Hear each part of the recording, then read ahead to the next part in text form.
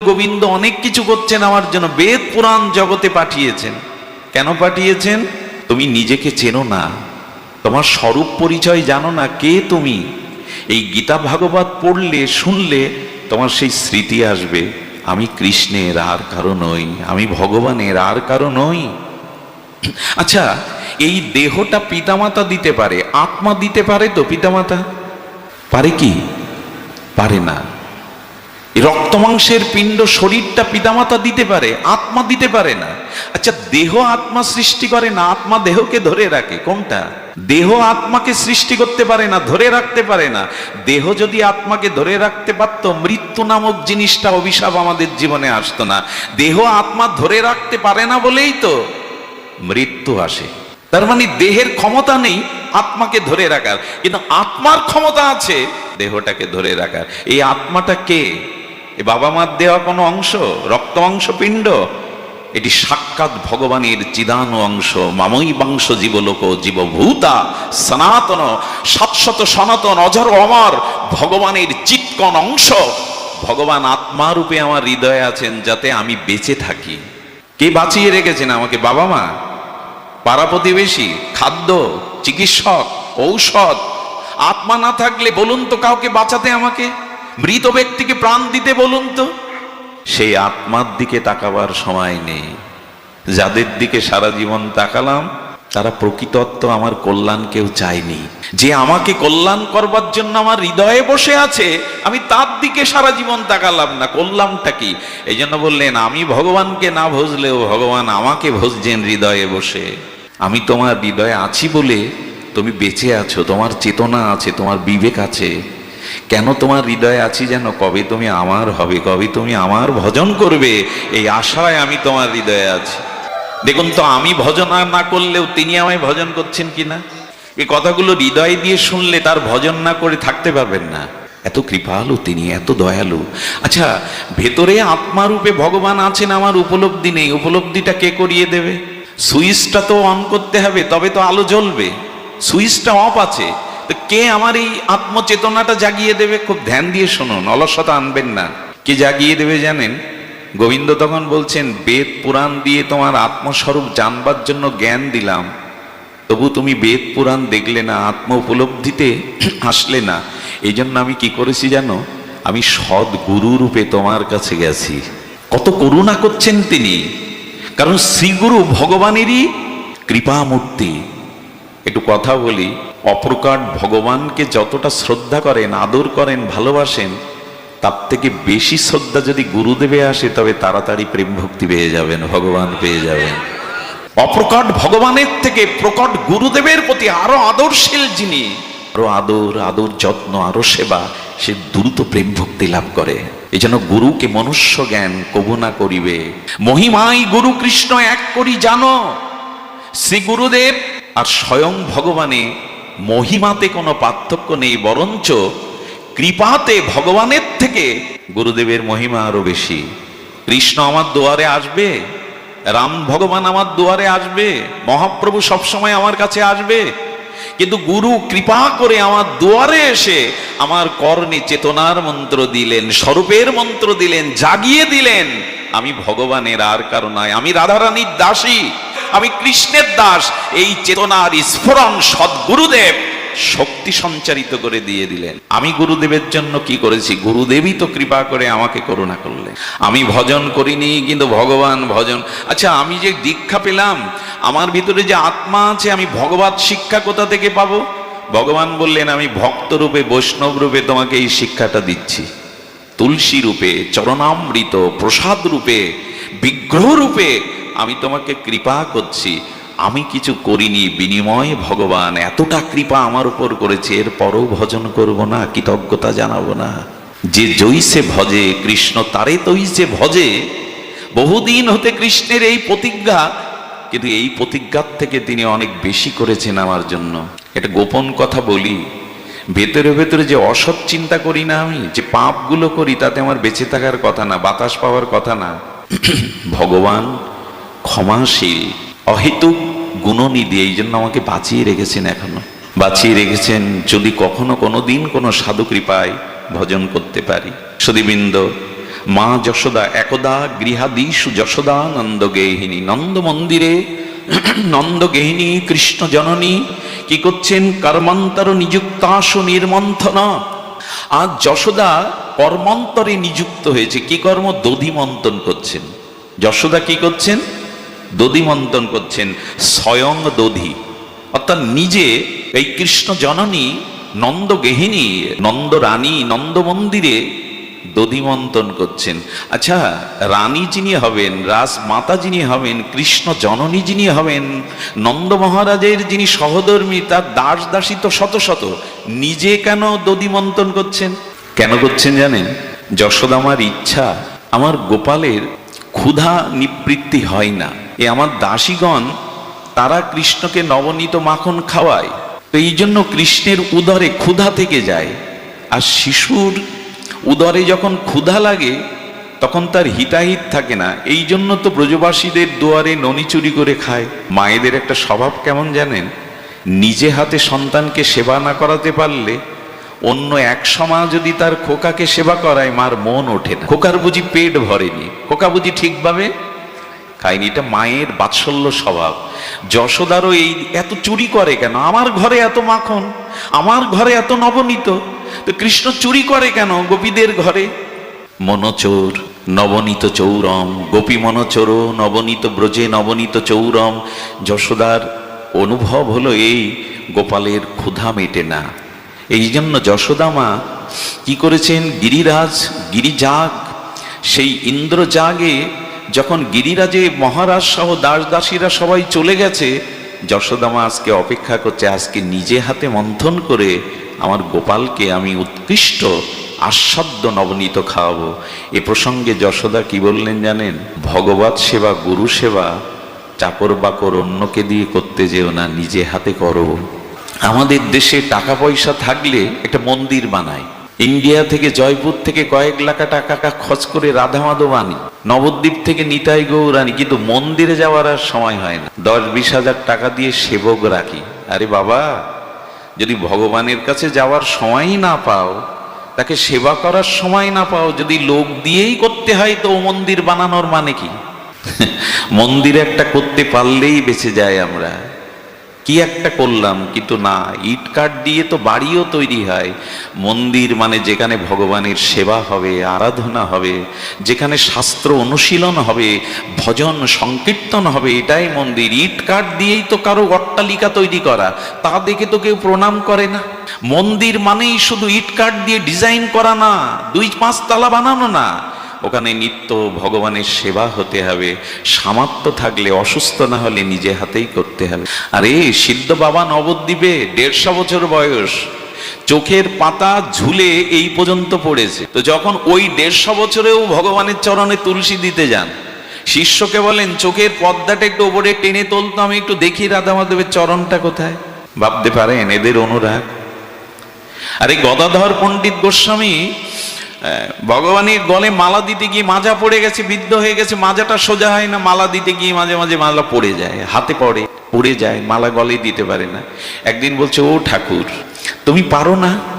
এটা আমার কত কষ্ট হয় দেখো না, তুমি যদি একটু পদ্মাসনে না দাঁড়িয়ে বসে পড়তে, তাহলে মালাটা তো গলায় দিতে পারতাম। এই কাঁদতে কাঁদতে ভগবানকে প্রার্থনা নিবেদন করেছে। সকালবেলা মন্দির দুয়ার খুলে দেখে তার দাঁড়ানো ঠাকুর পদ্মাসনে বসে গেছে মালা নেওয়ার জন্য। আরে নিজের অনুরাগ চাই ভজনে, ভজনে অনুরাগ চাই, লোক দিয়ে করলে ওটা হয় না। এই জন্য যদি অসুস্থ না থাকেন, সামর্থ্য থাকে, তবে নিজে হাতে গৌর গোবিন্দের গুরুদেবের সেবা করতে হয়। ব্যস্ত হতে হয় জীবনে, এমন ব্যস্ত যেন না হয় যে ভগবানের কাছে যাওয়ার সময় হয় না আমার। এই ব্যস্ততার কোনো মানে নেই। সংসারের পিছনে, অর্থের পিছনে দৌড়াতে হয়, ছেলে মেয়ের পিছনে এরকম দৌড়াবেন না যে হোঁচট খেয়ে পড়তে হবে। এত দৌড়ানো ভালো না, কিছুটা ভগবানের পিছনে দৌড়ান। মনে আছে তো, যশোদার হাতে যষ্টি, আর কৃষ্ণ পালাচ্ছে, ধর ধর ধর, আজ তোকে সাজা দেবই। কৃষ্ণ তখন পিছনে দাঁড়িয়ে দেখছে মার গামটা দরদর করে বিন্দু বিন্দু শ্বেত ঘর্ম পড়ছে, নিতম্ব ভারী। মা যশোদার দৌড়াতে কষ্ট হচ্ছে, মা কি আর পারে ওই দুষ্টু চঞ্চল চপল কৃষ্ণ গোপালের লালার পেছনে দৌড়াতে? পদকর্তা বলছেন, কৃষ্ণ তুমি দেখছো না তোমার মায়ের কষ্ট হচ্ছে, তোমার পেছনে দৌড়াচ্ছে। ভগবান বললেন, আমার পেছনে যখন কেউ দৌড়ায় তখন আমার খুব ভালো লাগে, আনন্দ লাগে। বলে কেন লাগে? বলে সংসারের পিছনে, বিষয়ের পিছনে না দৌড়ে এখন আমার পেছনে দৌড়াচ্ছে, এই জন্য আমার ভালো লাগে। আপনাদের দেখছেন এখন রাধারানী, আপনাদের দেখছেন এখন গোবিন্দ, কেন জানেন? আপনারাও তার পিছনে দৌড়ে এসেছেন। কত দূর থেকে দৌড়ে তার পেছনে এসে, যেখানে ভাগবত সেখানেই স্বয়ং ভগবান। এই জন্য ভগবানের পেছনে দৌড়ালে ভগবানের ভালো লাগে, এই জন্য যে সংসারের পিছনে না দৌড়ে তুমি আমার পেছনে দৌড়াচ্ছ। আচ্ছা, দৌড়ে ভগবানকে ধরা যাবে তো? দৌড়ে পাবেন তো? ধরে দৌড়ান তো। ধরা না দিলে অধরাকে ধরা যায় না। চাঁদ আপনার হাতের মুঠোয় আসবে না, কোনোদিন আসবে না। ধরা না দিলে ধরা যায় না। কিন্তু গোবিন্দ বলছেন ধরার দুটো উপায়, ওই দৌড়ানোটা সাধনা, একটু আগে বললাম। আর যখন দৌড়াতে দৌড়াতে ক্লান্ত হয়ে বলবে আমার শক্তিতে তোমাকে পাবো না ভগবান, তুমি কৃপা করে ধরা দাও, যখন অহংকার দূর হবে, তোমার নিজ শক্তির গর্ব দূর হবে, তখনই কৃপা করে ভগবান ধরা দেবে। যশোমতী মা নিজে মন্থন করছেন দধি, আর জগৎকে জানাচ্ছেন ভগবানের সেবা নিজে হাতে করো। সুধীজন, বহুবার বলেছি কথা, এই কথা আপনাদের বহুবার শোনা, তবু ভাগবত কথায় তৃপ্তি আসে না, পিপাসা মেটে না, নিত্য নিরন্তর পিপাসা বেড়ে চলে। আপনারা জানেন যশোমতী মা ভোরবেলা এই দধি মন্থন করছেন। কখন কখন করছেন? ব্রাহ্ম মুহূর্তে, খুব ভোরবেলা। আচ্ছা ভোরবেলা, আচ্ছা অম্লযোগে দইটা, ঘোলটা থেকে দধি মাখন তুলতে গেলে, দই থেকে বা ঘোল থেকে মাখন, উৎকৃষ্ট আস্বাদু মাখন তুলতে গেলে কখন মন্থন করলে মাখনটা উৎকৃষ্ট বেশি বা সুস্বাদু হয়? ভোরবেলা। যারা মাখন তোলে না তারা ভোরবেলা দেখেন মন্থন করে, ভোরবেলা মাখনটা উৎকৃষ্ট ওঠে, আস্বাদ্য ওঠে, বেশি পরিমাণে ওঠে। আচ্ছা যদি দুপুরে মন্থন করে, ওটা কেটে যাওয়ার সম্ভাবনা থাকে, উঠবে কিন্তু বেশি উঠবে না, উঠবে কিন্তু আস্বাদ্য হবে না। যদি সন্ধ্যাবেলায় মন্থন করেন ও বিষ হয়ে যাবে, দুধ তখন কি হবে? টক বা বিষ হয়ে যাবে। সংকেত দিচ্ছে রসসা, যদি ভগবানকে ভজনাই করতে হয় তবে সকাল সকাল ভজনা করো, বেলা হয়ে গেলে টক হয়ে যাবে, বেলা হয়ে গেলে বিষ হয়ে যাবে, আর ভজনা করা যাবে না। সকাল সকাল ভজো। আর আমাদের হয়েছে সকালে ভজার হয়েছে। এখন মৃত্যুর কুলে দাঁড়িয়েও সায়ান্নে 80 বছরের বৃদ্ধ, 60 বছরের বৃদ্ধ বিদ্যাও বলে এখন আমার সময় হয়নি, আগে নাতি নাতনি দেখি, আগে এদের শখ মিটিয়ে নি, তারপরে বৃন্দাবনে যাব, তারপরে রাধা রাধা বলবো।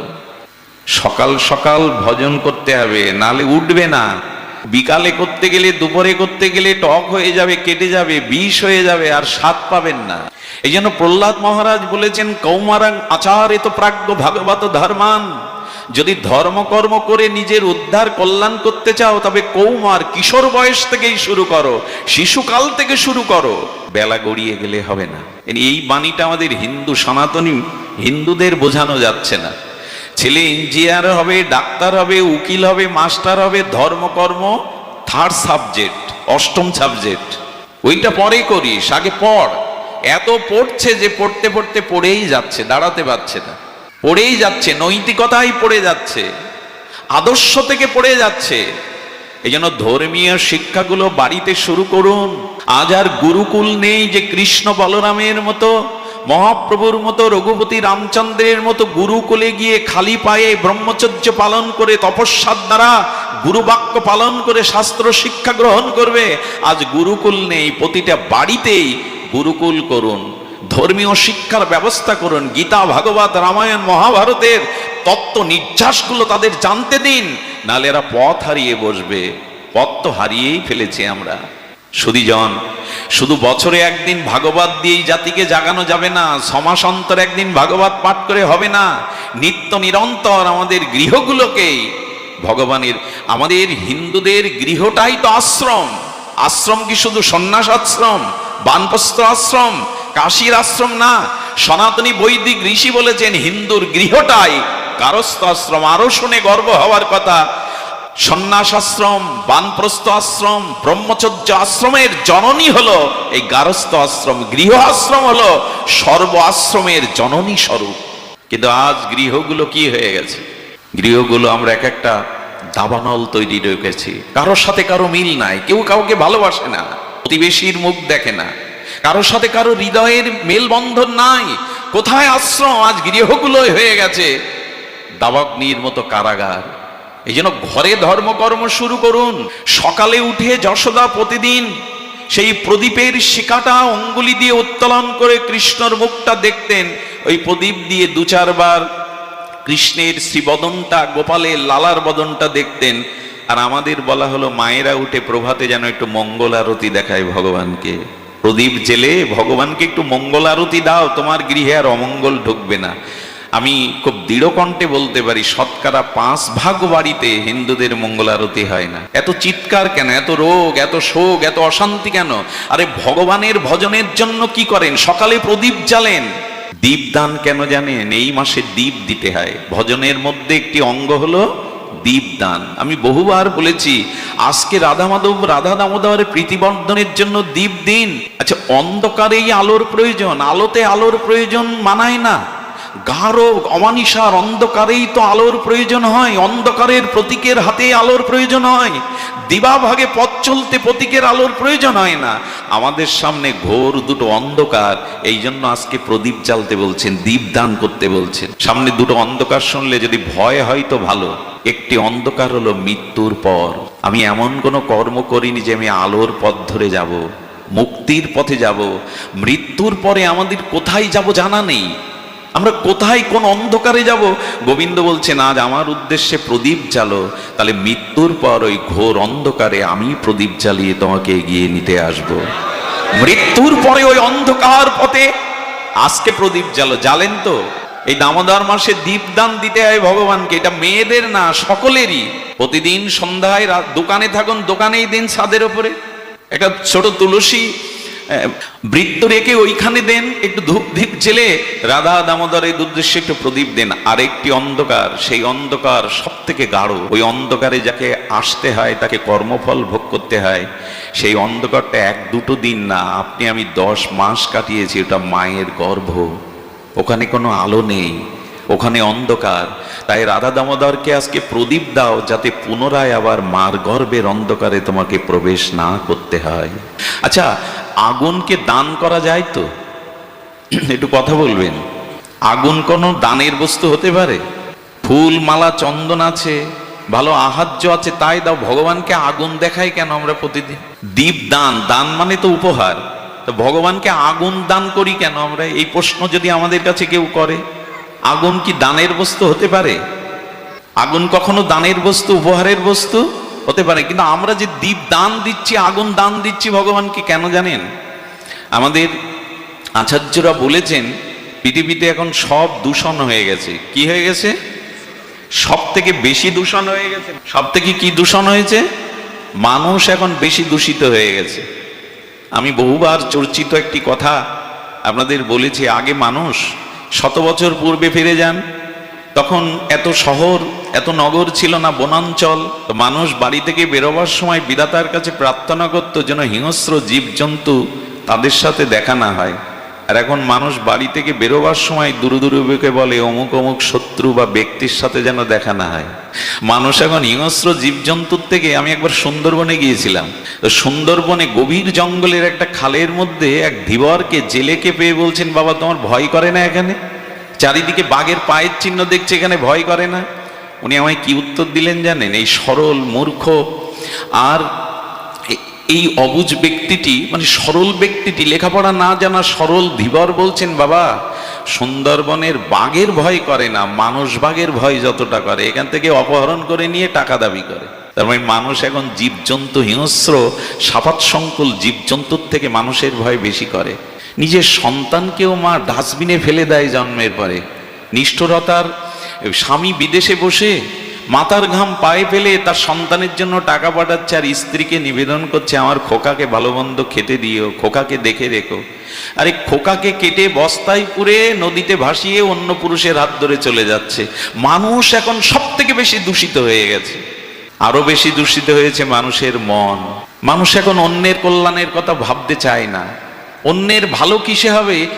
একটা জিনিস বলি, অন্যকে যতটা দুঃখ দিয়েছেন আপনি, তার থেকে কঠিন দুঃখ আপনি পাওয়ার জন্য অপেক্ষা করুন। একটা নিয়ম হলো এই জগতে, আপনি অন্যকে যতটা দুঃখ দিয়েছেন তার থেকে অধিক দুঃখ, আচ্ছা দুঃখ কেউ কাউকে দেয় না, দুঃখ মানুষ নিজেকেই দেয়, কারণ সবার ভিতরে একই আত্মা, একই আত্মায় আলাদা নয়। এই জন্য দুঃখটা ফিরে আসে। আপনি আপনাকে দুঃখ দিচ্ছেন, এই জন্য সহসা কারো চোখে জল ফেলাবেন না, কাউকে কাঁদাবেন না, এর থেকে কোটি গুণ আপনাকে। এই সহজ জিনিসগুলোই ধর্মের মূল বিষয়। মানুষের মন এখন দূষিত হয়ে গেছে। অপরের উন্নতি, অপরের কল্যাণ দেখে আপনার হৃদয়ে যেন কখনো জ্বালা না হয়, তাহলে আপনার উন্নতিই হবে না। এই জন্য যা কিছু মন থেকে অন্যকে দেবেন তা একদিন মন আপনাকে ফিরিয়ে দেবে। সুধীজন, এই জন্য মন দূষিত হয়ে গেছে, বায়ু দূষিত হয়ে গেছে, খাদ্য দূষিত হয়ে গেছে, এমনকি বলতে গেলে বলতে হয় বিষও দূষিত হয়ে গেছে। মাঝে এক ডাক্তারখানায় বিষ খাওয়া রুগী গেছে, বলি এতটা বিষ খেয়ে মরল না কেন ডাক্তারবাবু এত পারে? বলে কিছু মনে করবেন না, বিষেও ভেজাল ছিল, বিষেও ভেজাল, সব দূষিত হয়ে গেছে। কিন্তু পৃথিবীতে একটা জিনিস দূষিত হয়নি, সেটা হলো আগুন। বরঞ্চ অন্য দূষিত বস্তুকে পবিত্র করতে পারে অগ্নি। এই জন্য ভগবানকে সুন্দরকে দিতে গেলে সুন্দর, হিন্দুর সনাতনী যে কোনো ক্রিয়া প্রদীপ না জেলে, হোম না করে হবে না। কেন? অগ্নি হলো পবিত্র। সোনার মতো উন্নত ধাতুকে অগ্নিতে জ্বালিয়ে খাঁটি করতে হয়, সোনাকেও। এই জন্য সুন্দরকে, তবে অগ্নি পবিত্র, কিন্তু একটি জায়গার অগ্নি পবিত্র না, শ্মশানের চিতার আগুন, এটা পবিত্র না। এই জন্য দয়া করে শ্মশানে চিতার পাশে বসে কেউ কিছু খাবেন না। হিন্দুরা তো নিয়ম মানতে চায় না, শ্মশানেই দেখি গড়ে খায়, শ্মশানে খাওয়ার জায়গা নয়, চিতার আগুনটা পবিত্র নয়। এই জন্য শ্মশান ভূমিতে দাঁড়িয়ে খেতে হয়। বাইরে তাদের ডেকে অন্য জায়গায় খেতে দিন, শ্মশানে কোনো কিছু পাবেন না। আমরা যা পাই তা আর বললাম না, আমরা যা পাই তা বললে আসরই অপবিত্র হয়ে যাবে, এতটা অধঃপতন আমাদের। সুধীজন, এ কথা বলতে বসেনি, যশোদামা নিজে হাতে মন্থন করছেন। আর মন্থন করতে করতে কি করছেন? মন্থন করতে করতে কি করেছেন জানেন? মন্থন করতে করতে যশোদামা হাতকে বলছে, ওরে হস্ত, তুই গোবিন্দ সেবার জন্য, আমার লালার জন্য, কানাইয়ার জন্য, গোপালাইয়ের জন্য নিজ হাতে দধি মন্থন করছিস। হাতকে ডেকে ডেকে যশোদামা নিজের ভাবাবেশে বলছে, খুব মন দিয়ে শুনতে হবে, আমার আসতে 1 ঘন্টা খুলনায় জামে পড়েছিলাম, কেঁদেই ফেলার মতো, ফিরে চলো, সম্ভব না। তবু যখন ভগবান এনেছেন, একটু কষ্ট করলেও সংক্ষিপ্ত আলোচনা, আপনার বিশ্রামের একটু ধ্যান দিয়ে শুনুন। পরিশ্রান্ত শরীর, ক্লান্তি আসতে পারে, কিন্তু ভগবতী ক্লান্তি দূর করারই জায়গা। এখানে যেন ক্লান্তি ভর না করে, নিদ্রা ভর না করে। যশোমতী মা হাতকে বলছেন, তুমি তো আমার লালার জন্য, কানাইয়ার জন্য দধি মন্থন করছো, আচ্ছা মুখ তুমি কেন বসে থাকবে? তুমি আমার গোপালের পুতনামক্ষম লীলাগুলি গুনগুন করে কীর্তন করো। যশোদা মুখ দিয়ে গোপালের অতীত লীলাগুলো ভেবে ভেবে কীর্তন করছেন, আর মনকে বলছেন, হৃদয়কে বলছেন, তুমি কেন খালি বসে থাকবে, তুমি কেন শূন্য থাকবে, তুমি আমার ভগবানের লীলাগুলো স্মরণ করো। এতে কি বোঝা যাচ্ছে? ভজন যদি করতে হয়, ভগবানকেই যদি পেতে হয়, প্রেম ভক্তি যদি প্রাপ্তির ইচ্ছা থাকে, তবে তনুমন প্রাণ দিয়ে ভগবানকে ডাকো। তার মানে আমাদের শরীরটা এখানে এসছে, মন যদি এখন চলে যায়, গাড়ি পাবো তো? বাড়ি ফিরতে কত দেরি হবে? আপনার শরীরটা এখানে, মন এখানে নাই, আপনার ভজন হবে না। আচ্ছা, সেতারের একটা তার যদি কেটে যায়, সুর মূর্ছনা উঠবে তো? রাগ রাগিনী উঠবে তো? কেন, আর 2টো তার তো আছে, হলে কি হবে? একটা তার শিথিল হয়ে গেলে, কেটে গেলে সুরমূর্ছনার ঝংকার উঠবে না। তেমনি ভগবানকে যদি ডাকতে হয়, তনু মন প্রাণ দিয়ে তাকে ডাকো। দেহ দাও, মন দাও, প্রাণটাও দাও, এই 3টা এক করে যদি ভগবানকে ডাকতে পারো, তখন ভগবান বিগলিত হয়ে তোমার ডাকে সাড়া দেবে। আমাদের শরীর থাকে তো মন থাকে না, মন থাকে তো শরীর সাড়া দেয় না, আর প্রাণ তো দিতেই পারি না তাকে। প্রাণ দিয়েছি সংসারকে। এই জন্য অনুরোধ করব, এই ঐক্য টানে, ত্রয়ী টানে ভগবানকে অনুরাগ দিয়ে ডাকুন। তনুমন প্রাণ দিয়ে ডাকা কেমন জানেন? এই ঘটনাগুলো আমি প্রতিদিন বলতে শুরু করেছি, কেননা হৃদয়ে স্পর্শ করে। নরসিংহ মেহতা, এই নরসিংহ মেহতার মেয়ে দেখতে আসবে আজ, আর মেয়ে, ছেলেপক্ষ পাত্রপক্ষ বলেছে মেয়ে পছন্দ হলে একেবারেই আমরা পাকা কথা দিয়ে যাব। আচ্ছা, নরসিংহ মেহতা গোবিন্দের ভজন করেন, এই জন্য সংসারে অভাব লেগে থাকে, ভজন করতে বসলে আর সংসারের কথা কিছু মনে থাকে না, কি খাবে মনে থাকে না। প্রেমিক ভক্ত তো, অনুরাগী ভক্ত তো ভজনে ডুব দিয়ে দেয়।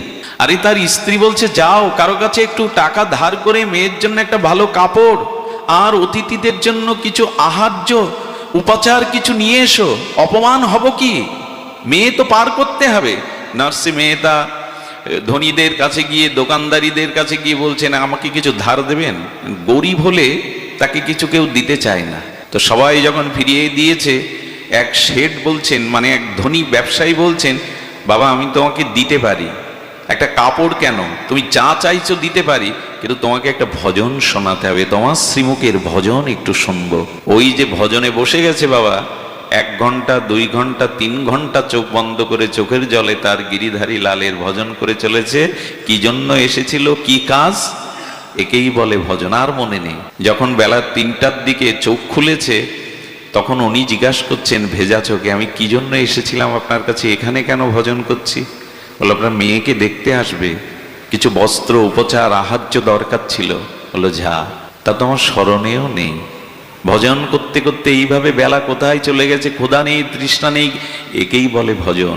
আর এরূপ ভক্তের জন্য ভগবান কি করেন জানেন? উনি বিফল মনোরথে বাড়ি ফিরেছেন। কন্যাকে পাত্রস্থ করার দায়িত্ব আমার উপরে, আমি পিতা, আমি দায়িত্ব পালন করলাম না। গৃহে চেয়েই এসেছে, স্ত্রী ছুটে এসে বলছে, ওগো তুমি এই শাড়িটা কোথায় পেয়েছো, এই যা কিছু আজকে পাঠিয়েছো এই উপচার, এ কোথা থেকে নিয়েছো? মনে করছে আমার স্ত্রী আমাকে ঠাট্টা করছেন, কিছুই তো আনিনি। বললেন তোমার চোখে জল কেন, আমি তোমাকে উপহাস করছি না। যা বিশ্বাস না হয় দেখে এসো, মেয়েটা শাড়ি পরে দেখে এসো, যে শাড়ি তুমি পাঠিয়েছো যার দ্বারা। ঘরে গিয়ে কি দেখলো জানেন? ঘরে যেটা দেখলো, চোখের জলে ওখানেই লুটিয়ে পড়েছে নার্সি মেহতা। ওনার গুরুদেব একবার বৃন্দাবনে ওনাকে রাস দেখিয়েছিলেন। রাসে রাধারানী যে শাড়িটা পরেছিল, সেই শাড়িটা কৃষ্ণকে দিয়ে রাধারানী পাঠিয়ে দিয়েছে। যাও, আমাদের ভজন করছে ও তোমার ভজনে রত আছে, যাও ওর গৃহে ওর দায়িত্ব পালন করে এসো। এটাই কলিযুগের ঘটনা, 405 বছর আগের ঘটনা। এটা ত্রেতা যুগে দাপরের নয়। গোবিন্দ নিজে এসে রাধারানীর শাড়িটা দিয়ে গেছেন, প্রসাদী শাড়ি। আর সমস্ত প্রচার পার্টি রাধারানীর শাড়ি যার অঙ্গে, তাকে পছন্দ করবে না কে জগতে? লুটিয়ে পড়েছে। ঠাকুর ঘরে গিয়ে বললেন, কে বলেছে তোমায় মাথায় করে বইতে, কে বলেছে তোমায় এমনি করে বইতে? আমি তো বলিনি তোমায়। কেন আমার জন্য সংসারের দায়িত্ব তুমি মাথায় করে নিলে? এটা আর কোনোদিন করবে না। আজও দায়িত্ব নেন তিনি। এরকম কত দৃষ্টান্ত জগতে আসে, তিনি দায়িত্ব নেন। শুধু দরকার তনু মন প্রাণ দিয়ে তাকে ডাকা। তার মতো আমার মঙ্গল চিন্তায় জগতে কেউ করে না, করতে পারেও না। সুধীজন, এই জন্য মা যশোদা হাত দিয়ে গোপালের যখন নবনীত আর মন দিয়ে যখন লীলা স্মরণ করছেন, মুখ দিয়ে যখন তার গুণকীর্তন করছেন, এই গোবিন্দ চিন্তন, এই গোবিন্দ লীলা স্মরণ, এই গোবিন্দের সুরময় সঙ্গীত মূর্ছনায় ভেদ করে, আর স্বর্গ ব্রহ্মালোক ভেদ করে, সমস্ত বৈকুণ্ঠ ভেদ করে গোলক বৃন্দাবনে সেই সুর চলে গেছে। আর গোবিন্দ কি করেছে জানেন?